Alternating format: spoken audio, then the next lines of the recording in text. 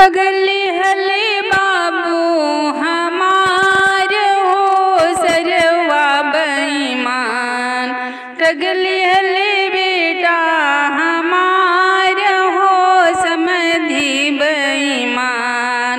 ठगली हले बाबू हमार हो सरवा बेईमान। ठगली हले बाबू हमार हो समधी बेईमान।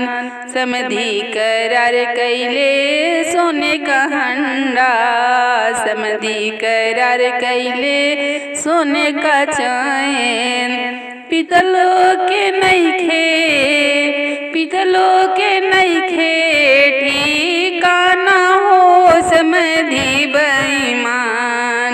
पितलों के नइखे ठिकाना हो समधी बेईमान।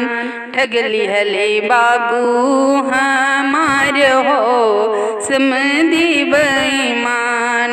ठगली हले बाबू हमार हो समधी बेईमान। समधी करार कैले एसियो कूलर। समधी करार कैले एसियो कूलर। पंखा के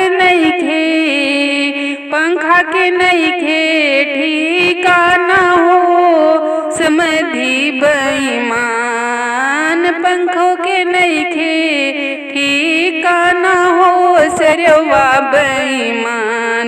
ठगली हले बेटा हमार हो समधी बेईमान। समधी करार कैले कोट पैंट सटवा।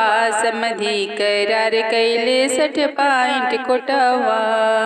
सटो के नइखे ठिकाना हो समधी बेईमाना।